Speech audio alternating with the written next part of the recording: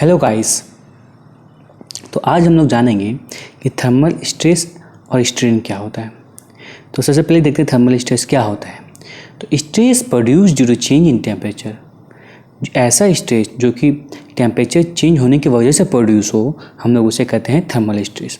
और इसके लिए क्या क्या कंडीशन फुलफिल करना होता है। तो चेंज इन टेम्परेचर, ये चेंज इन टेम्परेचर जो है ये अनिवार्य है, ये जरूरी है होना कि टेम्परेचर चेंज होगा तभी मेरा स्ट्रेस प्रोड्यूस होगा। और deformation should be restricted, deformation जो है वो रेस्ट्रिक्टेड होना चाहिए, तो मेरा क्या होगा, थर्मल स्ट्रेस प्रोड्यूस होगा। अब उसको एग्जांपल में देख लेते हैं। ये एक फ्री बॉडी है जिसमें कोई रिस्ट्रिक्शन नहीं है, ये एक फ्री बॉडी है। और जब टेम्परेचर में इंक्रीज़ करता है तो क्या होगा, ये बॉडी का लेंथ बढ़ेगा, कुछ समथिंग लेंथ बढ़ गया तो क्या हुआ, इस बॉडी का टेम्परेचर इंक्रीज है, लेंथ बढ़ गया, लेकिन यहाँ कोई स्ट्रेस प्रोड्यूस नहीं हो रहा है, कोई स्ट्रेस यहाँ प्रोड्यूस नहीं है। इसलिए मैं क्या हो जाता है, थर्मल स्ट्रेस जो जीरो हो जाएगा। बट स्ट्रेन होगा यहाँ पे, क्योंकि स्ट्रेन हो रहा है यहाँ पे, तो इसका स्ट्रेन का जो वैल्यू हो जाएगा अल्फ़ा टी हो जाएगा। हम आगे चल के देखेंगे अल्फ़ा टी क्यों होता है।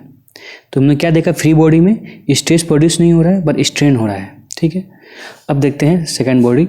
ये रेस्ट्रिक्टेड बॉडी है, ठीक है, ये रेस्ट्रिक्टेड बॉडी। अब जब इसमें इस बॉडी में जो टेम्परेचर मेरा क्या हो रहा है, इंक्रीज़ कर रहा है, तो बॉडी में ये बॉडी में जो टेम्परेचर इंक्रीज़ कर रहा है तो क्या होगा, इस बॉडी का जो लेंथ बढ़ेगा, इस बॉडी का लेंथ बढ़ जाएगा। लेकिन ये वॉल जो है, ये वॉल ये एल है तो ये क्या जाएगी, एल प्लस डेल्टा एल हो जाएगा ये। लेकिन ये वॉल क्या कर रहा है, ये वॉल इसको रेस्ट्रिक्ट कर रहा है, ये लेंथ बढ़ने नहीं दे रहा। मतलब क्या, ये एक कॉम्प्रेसिव फोर्स लगा रहा है, ये वॉल क्या कर रहा है, कंप्रेसिव फोर्स लगा रहा है। तो इसका मतलब जब टेम्परेचर मेरा इंक्रीज़ करता है, जब टेम्परेचर इंक्रीज़ करता है तो क्या होता है, एक कंप्रेसिव, इसमें बॉडी में कंप्रेसिव फोर्स लगता है। अब यदि ये बॉडी जब हमारी टेम्परेचर डाउन हो रहा है, डिक्रीज़ कर रहा है, तो ये बॉडी सिकुड़ के कॉन्ट्रैक्ट होकर छोटा हो जाएगा, हमारी इतना ऐसा हो जा रहा है, इतना साइज, ये साइज का जा रहा है। तो बट ये वॉल क्या कर रहा है, ये वॉल इसको कॉन्टैक्ट होने नहीं दे रहा है। मतलब क्या हुआ, ये बॉल से खींच रहा है, टेंसाइल फोर्स लग रहा है। मतलब जब डिक्रीज़ कर रहा है तो ये वॉल इस पर टेंसाइल फोर्स लगा है, जब टेम्परेचर डिक्रीज़ कर रहा है तो टेम्परेचर जब डिक्रीज़ करता है तो क्या लगता है, मेरा टेंसाइल फोर्स लगता है। टेम्परेचर इंक्रीज किया तो कंप्रेसिव फोर्स लग रहा है, टेम्परेचर डिक्रीज किया तो टेंसाइल फोर्स लग रहा है। अब देखते हैं यहाँ पर एक, अब जब ये मान लीजिए इंक्रीज़ कर रहा है, मान लेते हैं यहाँ पर ये टेम्परेचर इंक्रीज़ कर रहा है तो ये वॉल इसको इंक्रीज़ कर नहीं दे रहा है, तो मतलब एक कंप्रेसिव फोर्स ये वॉल लगा रहा है इसके ऊपर, जिसका वैल्यू मान लीजिए आर है। ठीक है, तो क्या हुआ, एक स्ट्रेस प्रोड्यूस हो रहा है इसके अंदर। तो इसका मतलब जब वॉल रेस्ट्रिक्टेड है तो मेरा स्ट्रेस प्रोड्यूस होगा और टेम्परेचर भी चेंज हो रहा है। तो अब स्ट्रेस का इस स्ट्रेस का वैल्यू तो अल्फ़ा टी ई। अभी हम आगे देखेंगे ये क्यों होता है। और स्ट्रेन इसका जीरो होगा। क्यों स्ट्रेन जीरो होगा, क्योंकि इसमें तो लेंथ में चेंज हो ही नहीं रहा है, तो इसका स्ट्रेन जीरो हो जाएगा।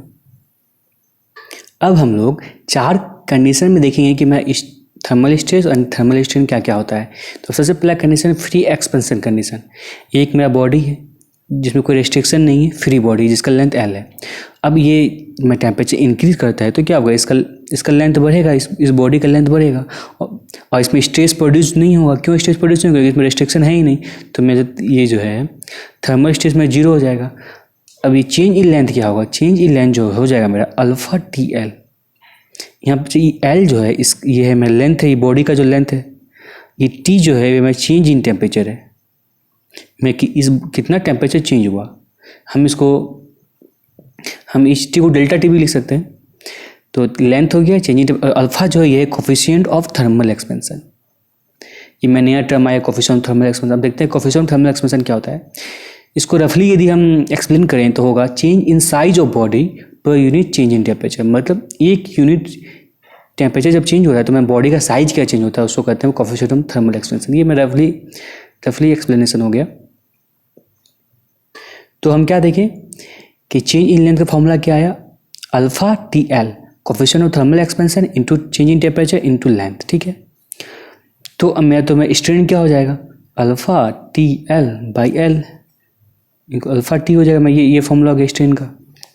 ठीक है, हम लोग कुछ किसी डायमंड में, कॉपर में, ब्रास में, एल्युमिनियम, ये सब में देख लेते हैं इसका वैल्यू क्या होता है। डिफरेंट बॉडी के लिए मेरा कोफिशिएंट थर्मल एक्सपेंशन डिफरेंट होता है, डिफरेंट मटेरियल के लिए, सॉरी।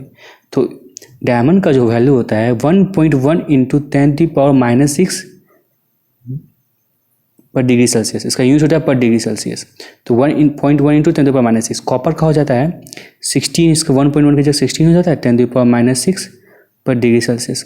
ब्रास का हो जाता है 20 इंटू 10⁻⁻6 पर डिग्री सेल्सियस। एल्यूमिनियम का हो जाता है 23। एल्यूमिनियम का कंपेरेटिवली बहुत ज़्यादा होता है, मैक्सिमम होता है ये लोग के कंपेरेटिवली। स्टील का हो जाता है 12 इंटू 10⁻⁻6। और डायमंड का जो होता है, डायमंड का ये मिनिमम होता है। और इनवर का हो जाता है 1.2 इंटू 10⁻⁻6। अब यहाँ देखिए इनवर का जो है और डायमंड का है जो ऑलमोस्ट सेम है, ये 1.1 है, 1.1 इंटू 10⁻⁻6 पर डिग्री सेल्सियस, इसका 1.2 है। तो ये दोनों का लगभग coefficient of thermal expansion same है।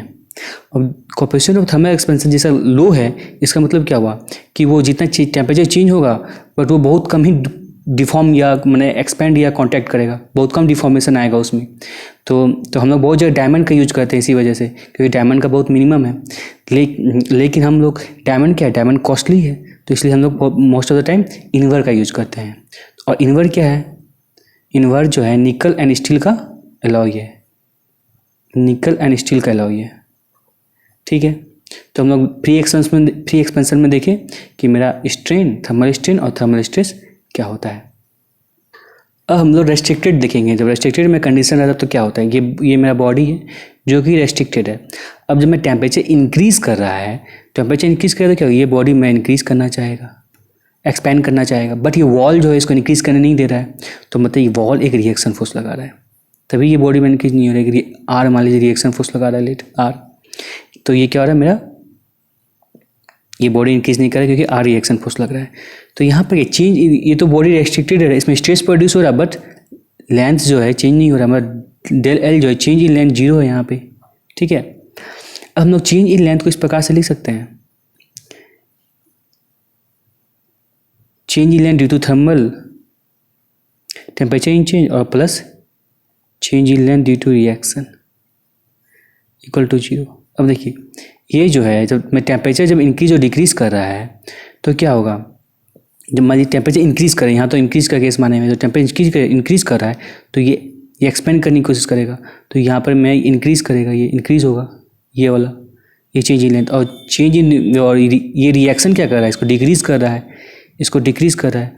तो ये जो मेरा ये मतलब चेंज इन लेंथ है, ये क्या होगा, डिक्रीज़ करेगा।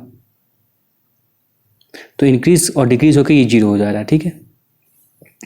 अब हम इसको इस तरह से लिख सकते हैं, जो हम पहले देखें कि डेल्टा टी एच क्या होता है, अल्फा टी एल होता है। और हम लोग जानते हैं कि क्या होता है, del L equal to P L A by A होता है ना। तो यहाँ क्या हो सकता है, तो यहाँ आर माइनस होगा, यहाँ पर साइन क्यों, क्योंकि कंप्रेसिव फोर्स लग रहा है, इसको डिक्रीज कर रहा है। तो R L by A E equal to 0, ठीक है। तो अब इसमें अब क्या लिख सकते हैं हम लोग, alpha T L equal to R L by A E. हमको क्या निकालना है, स्ट्रेस, थर्मल स्ट्रेस निकालना है हम लोग को। तो थर्मल स्ट्रेस देखिए, तो पहले फोर्स निकाल लेते हैं। तो एल एल कैंसिल हो जाएगा, आर इक्वल टू क्या हो जाएगा, अल्फा टी ए ई हो जाएगा। हम लोग जानते हैं थर्मल स्ट्रेस को क्या होता है, force by area, R by A. तो आर बाई ए कर देंगे तो क्या हो जाएगा, अल्फा टी ई हो जाएगा, अल्फा टी ई। तो ये हो जाएगा, ये हो गया मैं थर्मल स्ट्रेस। और मैं चेंज इन लेंथ तो 0 था, तो क्या हो जाएगा, थर्मल स्ट्रेस क्या हो जाएगा, 0 हो जाएगा। तो हम लोग क्या देखें, रेस्ट्रिक्टेड एक्सपेंशन में जब मैं चेंज इन लेंथ 0 हुआ, मैं थर्मल स्ट्रेस के अल्फा टी ई आ गया, और चेंज इन स्ट्रेन क्या हो गया, थर्मल स्ट्रेन भी 0 हो गया, ठीक है। अब हम लोग देखते हैं पार्शियल एक्सपेंशन, जब मतलब पार्शियल एक्सपेंशन अलाउड है। जैसे तो क्या देखिए, ये वॉल है, रेस्ट्रिक्टेड वॉल है। अब ये बार है मेरा, हम लोग यहाँ क्या करें, एक्स यूनिट जो है, एक्स यूनिट इसको एक्सपेंशन के लिए परमिट करें, फुल एक्सपेंशन होने नहीं दे रही। यदि ये मेरा बॉडी चेंज इन टेम्परेचर के बाद यदि वाई यूनिट मेरा एक्सपेंड होता, बट हम क्या कर रहे हैं, इसको एक्स ही यूनिट परमिट कर रहे हैं एक्सपैंड होने के लिए। जब एक्स ही यूनिट कर रहे हैं परमिट, फुल एक्सपेंशन नहीं होने दे रहे हैं, तो क्या इसका मतलब क्या होगा कि वॉल जो है एक कंप्रेसिव फोर्स लगा रहा है, आर कंप्रेसिव फोर्स लगा रहा है, रिएक्शन फोर्स। और ये जो बॉडी है, ये बार जो है, ये मैं थर्मल टेम्परेचर चेंज के कारण ये एक्सपेंड होना चाह रहा है, ठीक है। तो यहाँ पर change in length del L equal to क्या होगा, एक्स होगा, क्योंकि हम एक्स तो परमिट कर रहे हैं। अब हम लोग इस चेंज इन टेम्परेचर को लिख सकते हैं इस प्रकार से, जैसे हम लोग पीछे लिखे थे, change in length due to thermal और प्लस रिएक्शन की वजह से। तो देखिए क्या हो रहा है, ये इंक्रीज कर रहा है, ये डिक्रीज कर रहा है, और जिसकी वजह से प्रोडक्ट में एक्स आ रहा है। हम इसको इस तरह से लिख सकते हैं, इसको तो change in length due to thermal की क्या लिख सकते हैं, अल्फा टी एल, और ये क्या हो जाएगा, ये कंप्रेसिव फोर्स लगा तो ये माइनस साइन आएगा। अब इसको कैसे लिख सकते हैं हम लोग, जैसे पहले देखे थे क्या होता है, del L equal to P L by A E, उसी प्रकार से यहाँ भी लिख देते हैं R L by A E equal to X. Okay, अब देखिए थर्मल स्ट्रेस का इक्वल टू क्या होगा, आर बाई एरिया हो जाएगा। तो हम लोग इसको लिख सकते हैं alpha T L minus thermal stress into L है ये, सॉरी ए नहीं होगा, ई होगा, इक्वल टू एक्स। हमको ये थर्मल स्ट्रेस का वैल्यू निकालना है, तो सिंपल कैलकुलेशन करना है अब। तो देखिए क्या हो जाएगा, alpha T L minus X equal to thermal stress into L by ई।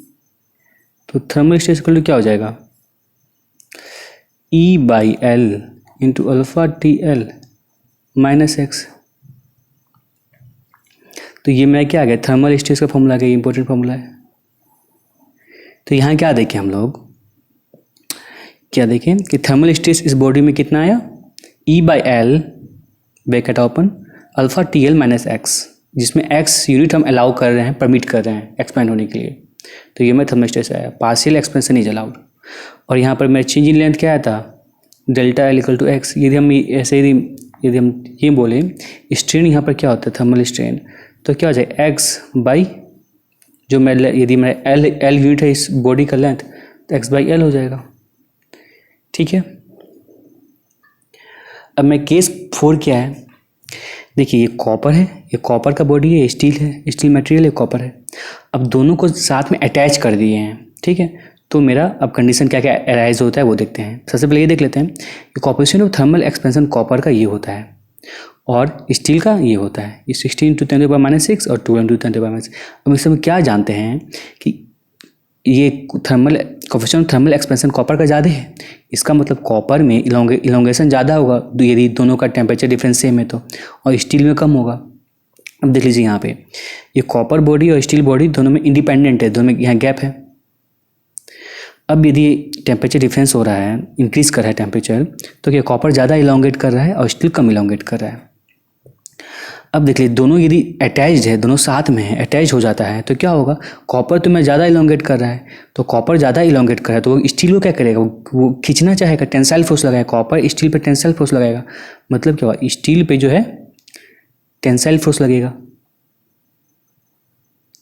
अब देखिए अब स्टील जो है कॉपर से कम इलोंगेट हो रहा है, तो क्या कॉपर को वो इस डायरेक्शन में खींचना चाहेगा।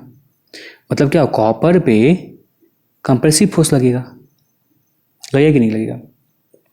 तो अब हम यहाँ से क्या सीखे, मैं कंपेयर करते हैं तो क्या दिख रहा है, देखिए जिसका कोएफिशिएंट ऑफ थर्मल एक्सपेंशन ज़्यादा है तो उस पर क्या लग रहा है, मेरा कंप्रेसिव फोर्स लग रहा है। ठीक है, और जिसका कोएफिशिएंट ऑफ थर्मल एक्सपेंशन कम है उस पर क्या लगेगा, टेंसाइल फोर्स लगेगा। दिमाग में रख लेना हमको। ठीक है, अब देखते हैं, अब ये दोनों जब अटैच रहेगा कॉपर और स्टील, तो ये जब इलोंगेट करेगा तो दोनों अटैच है तो दोनों साथ में सेम इलोंगेट करेगा, और जो इलोंगेशन होगा ये स्टील से ज़्यादा होगा और कॉपर से कम होगा। अब देखिए तो क्या होगा, ये कॉपर का जो चेंज इन लेंथ है वो स्टील के बराबर होगा कि नहीं होगा ये चीज़। ठीक है, तो हम इसको change in length of copper को कैसे लिख सकते हैं, change in length due to thermal of copper minus change reaction की वजह से जो हुआ कॉपर में इक्वल टू स्टील में थर्मल स्टील, और ये हो गया change in length reaction in steel. ठीक है, देखिए अब क्या है, ये चेंज इन लेंथ तो थर्मल की जो टेम्परेचर की डिफरेंस हुआ उसकी वजह से जो कॉपर में चेंज इन लेंथ आया, तो ये क्या इंक्रीज़ किया। अब देखिए कॉपर में क्या लग रहा है, कंप्रेसिव फोर्स लग रहा है। तो मैं रिएक्शन क्या हो रहा था, कॉपर में जो लग रहा था इस डायरेक्शन में कंप्रेसिव फोर्स लग रहा था, तो रिएक्शन की वजह से मैं कंप्रेसिव फोर्स लगा, जिसलिए यहाँ हम क्या थे साइन माइनस दिए। अब क्या स्टील में देख लेते हैं, स्टील में मेरा एक तो थर्मल की वजह से इलोंगेशन हो रहा था, ये हो गया इंक्रीज हो रहा था। अब स्टील में क्या लग रहा था, देखिए स्टील में टेंसाइल फोर्स लगा, मैं स्टील टेंसाइल फोर्स लगा, जैसे यहाँ प्लस साइन दिए रिएक्शन की वजह से, जो change in length due to reaction ये स्टील। तो ये देखिए शुरू से देख लेते हैं फिर से, change in length due to thermal temperature difference के कारण जो मैं कॉपर में हुआ, अब और रिएक्शन के कारण कंप्रेसिव फोर्स के कारण जो चेंज हुआ, चेंज इन लेंथ आया और इसलिए माइनस डायरेक्शन में हो गया। अब स्टील में देखते हैं तो change in length due to temperature difference के कारण और change in length due to reaction के कारण जो टेंसाइल फोर्स में आया, तो इसलिए प्लस आया। ये दोनों का सेम है, इसलिए हम ये ऐसा इक्वेशन लिखे हैं, ठीक है। तो अभी हम ये इक्वेशन देखें, जस्ट अभी हम ये इक्वेशन देखें, तो अब इसको हम क्या लिख सकते हैं, टेम्परेचर डिफरेंस की वजह से तो थर्मल चेंज इन लेंथ क्या होगा मेरा, ये देखिए हम अल्फ़ा TL, ये कॉपर के लिए अल्फ़ा। अब देखिए ये क्या हो जाएगा, हम लोग क्या देखेंगे क्या होता है, del L equal to PL/AE, इसको ऐसे भी लिख सकते हैं del L equal to stress into L/E। तो यहाँ पे उसी प्रकार से यहाँ लिख सकते हैं माइनस स्ट्रेस इंटू L/E, ये भी कॉपर का, ठीक है। अब इसको लिख सकते हैं उसी प्रकार से, अब सेम चीज़ स्टील के लिए अल्फ़ा TL, और भी यहाँ उसी प्रकार यहाँ भी स्टील के लिए लिख सकते हैं कि नहीं लिख सकते हैं, लिख सकते हैं इस प्रकार से। अब बस सिंपल इधर उधर कर दीजिए, देखिए L चारों टर्म में L है, तो मतलब L कैंसिल हो जाएगा। अब क्या करेंगे, ये दोनों टर्म को एक्साइड कर देंगे, ये दोनों टर्म को एक्साइड कर देंगे, तो क्या हो जाए, देखिए कॉपर का alpha T minus T equal to क्या हो जाएगा,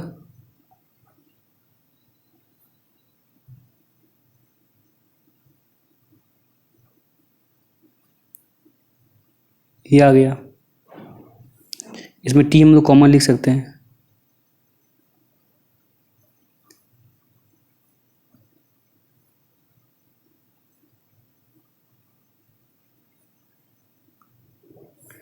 ये एक इक्वेशन आ गया, वेरी इंपॉर्टेंट इक्वेशन ये भी है।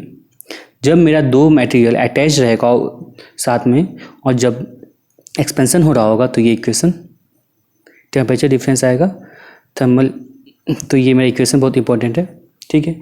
हम लोग और एक इक्वेशन देख सकते हैं, क्या था मेरा कि चेंज इन लेंथ तो दोनों में सेम हो रहा था कॉपर और स्टील में, तो मतलब क्या स्ट्रेन भी जो है दोनों में सेम होगा, तो इसको ऐसे भी लिख सकते हैं, स्ट्रेन को क्या लिख सकते हैं, स्ट्रेस बाई मॉडुलस, इधर भी ये हो जाएगा। तो ये भी इक्वेशन बहुत इंपॉर्टेंट है।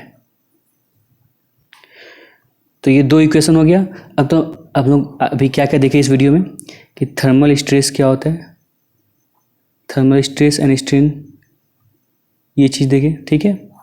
अब चार कंडीशन देखें, तो चार कंडीशन क्या क्या देखें, मैं चार केस में कि फ्री एक्सपेंशन में मेरा थर्मल स्ट्रेस और स्ट्रेन क्या होता है, फिर देखिए क्या देखें, फिर रेस्ट्रिक्टेड कंडीशन में मेरा क्या होता है, फिर क्या देखें थर्ड कि पार्शियली रेस्ट्रिक्टेड,